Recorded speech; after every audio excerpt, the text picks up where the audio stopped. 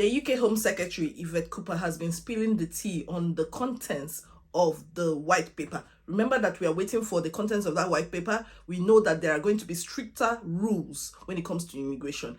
And I felt, okay, since she had this interview with the Sky News and she was spilling the contents of that white paper, I felt, okay, let me share this with you so that you can know what is happening in the UK and you can become prepared, as in you prepare yourself. You know that this is what I do here. I share contents of things that are happening in the corridors of power so that you can make an informed decision no matter the immigration status you have in the UK. If you're meeting me for the first time, my name is Cynthia. I share information that will help your transition abroad to be as smooth as possible. I share information about settling, working, or studying in the UK. If you're interested in any of these, then subscribe to this channel. Turn on your notification bell so that each time I drop a new video, you'll be amongst the first people to see that video. Just note that if you need help getting a visa sponsorship job, you need an outstanding CV, a compelling supporting information, or cover letter, then reach out to me. I will assist you and teach you how to tailor your CV to meet every job you apply for. And without wasting time, let's get into this video. We all know that the UK government has proposed to introduce tighter rules. There are a lot of speculations on what it will contain, and many people have listened to these politicians talk about they're going to introduce this, they're going to introduce that, and we know that it's always comes down to the final document, what they agree that is the best option, you know. So we have been waiting for this particular document for a long time. However, Yvette Cooper had this interview on Sky News, and I felt I should share it with you. Now, I understand that we're going to see some new proposals on immigration from you this week. We know that you want to reduce migration. Is this white paper going to include a target for net migration? Well, it's a plan to restore control and order to the immigration system and to bring net migration substantially down after really it was the Conservatives completely lost control of immigration. It quadrupled in the space of just 4 years. But the Conservatives did set out multiple targets, broken promises. All of them were broken. So we're not going to do that. We're not going to take that really failed approach, because I think what we need to do is rebuild credibility and trust in the whole system. So we'll set out practical steps. We'll set out the impact that they will have, but we're not going to take the approach the Conservatives took because it failed. Well, obviously, this white paper will contain a different approach from the one we are used to, and they feel that it's going to be more effective and introduce some tighter laws that will reduce net migration. Let me tell you some of the things that we're setting out this week. So we're going to introduce new restrictions on lower skilled workers, so new visa controls, because we think actually what we should be doing is concentrating on the higher skilled migration, and we should be concentrating on training in the UK. Yep. New requirements to train here in the UK to make sure that the UK workforce benefits, and also we will be closing the care worker visa for overseas recruitment. Did you hear that? They said they're going to be closing the care worker visa for overseas. So we should expect that in the white paper. They're definitely going to close it. She's saying it here. I don't think she's going to go back on her words. I think it's going to be contained in the white paper that they're going to close the care worker visa for overseas. Now, what is not clear here is whether that care worker visa is going to be closed for people who are outside the UK, or it's for those people who are in the UK. For example, there are some people who are students and they need to switch to a care worker visa. Do you understand? So I don't know whether it's going to affect those people that are in the UK, or they're just going to close it entirely for those people who are outside. I've always said that when opportunities like this comes up, you just use it as like, take advantage. If that's the skill you have, and yeah, you want to, your dream is to come into the UK to help out with the healthcare sector, then you go ahead with it. We know that there are two major areas that they have this high migration in. That's the student route and the care worker visa route. It was not going to continue forever. This is the UK government. They always do their research. They always update. They're very transparent when it comes to this thing. So they will always check and see how the influx of people coming into the island is. And when they check it, they always say, okay, what can we do? We need to change the laws. And that is what they're going to do and introduce in the white paper. So it's obvious now that they're going to close this care worker visa. It has helped a lot of people, but obviously, I don't know.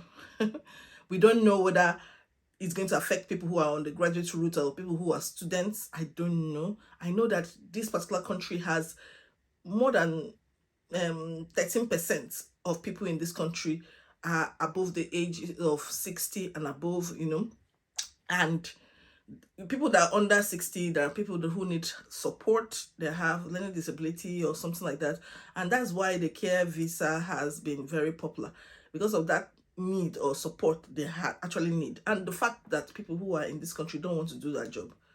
They don't want to do that care worker job. Seriously, they don't want to do it.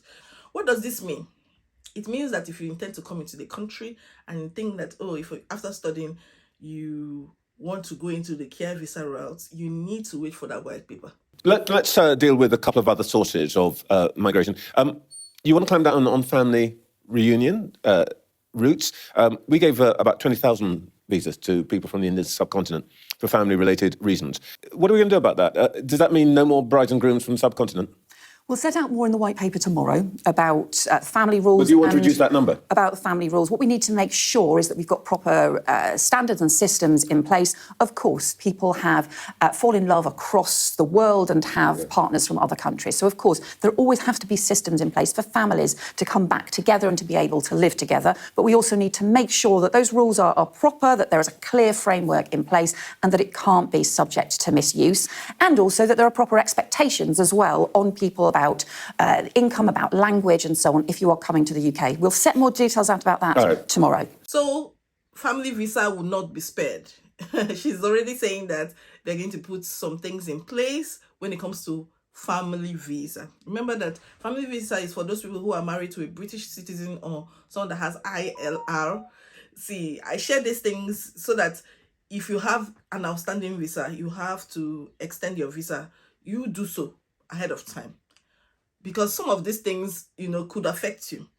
And they will surely state the date when that thing will start, when they are going to implement it. So just prepare yourself ahead of time. The big source of illegal immigration, actually, is people who come in on work and study visas and they overstay. Now, you've got a returns program. You've already told me that you've done, in fact, we discussed this before, you've done quite a lot of returns, but the numbers run into hundreds of thousands. How are you going to get people who have overstayed their visas? First, how are you going to find them? And secondly, are you going to drag them onto planes? I mean, what are you actually going to do? What is the big idea that's going to cut those hundreds of thousands to less than hundreds of thousands? So we're doing a major digital overhaul now with the introduction of e-visas. It's effectively like a digital ID now for all overseas citizens. It will set out whether people have a right to work or not. That means we've then got much clearer systems in place to be able to track whether people have actually returned at the point that they should have done at the end of their visa or not, to be able to then take follow-up action, and also new equipment for the big increase in illegal working raids that we've also done. That's been about a 40% increase in illegal working raids since the election. Part of a whole approach that we're taking across the board to make sure that the rules are being respected and enforced. You're right, the system that we inherited really was broken, but we are turning that round step by step. All the things you told me, though they may all be individually worthy, feel like they're going to make a relatively small difference. I mean, thousands, when we're talking actually now about hundreds of thousands. You want to bring the numbers down by, I know you won't give me a number, but from what you said, at least 250,000, maybe 300,000. This doesn't add up to 300,000. Well, so the biggest increase in net migration over the last 4 years, that 4-year period where it quadrupled, the biggest increase was work and study visas. Yep. So what we are saying already is here's some new controls we're going to introduce on the skilled worker visa, for example, and the care worker visa. What the Conservatives The care did, worker actually. visa. Well, no, we're going much further than that. So they belatedly reversed a small number of the changes that they made because, look, they were responsible for this massive increase. All right. So we're introducing much tighter rules. So if you are doing less than a graduate job, then actually you won't be included under the skilled worker visa unless it's for a temporary shortage occupation. Then there will be new workforce strategies, new requirements to train here in the UK. Guys, did you hear that? If you're doing less than a graduate level job, you will not be allowed to apply for a skilled worker visa. Guys, the laws are going to actually change, guys. I'm just waiting for that white paper. What I feel is, if you need visa sponsorship, apply now. That's all I can say. The laws are going to actually change. I always tell people things way ahead of time so that you are prepared. What it means is that if you need to apply for a care visa, just apply for it now, because their laws are actually going to change. From what she's saying now, if you are on a study visa or student visa, you cannot switch to a skilled worker visa unless it is a high level job. That's a graduate level job. So this is definitely going to be implemented. If you need to submit an application, if you were submitting 5 applications a day, increase it to 20. That's what I'm saying. Because they always state a date when that will end. We're waiting for this white paper, because this white paper is going to be crazy. Those changes, the combination of just those low-skilled visa changes and also the care worker changes, together, that is a reduction of probably in the region of up to 50,000 low-skilled worker visas, a reduction in the course of this year alone. So guys, you've seen it. I felt it's so important for me to share this. You prepare yourself ahead of time. That's what I do here. I share information so that you're ahead of time. You start making an informed decision and act fast. I'll see you in my next video. Bye-bye.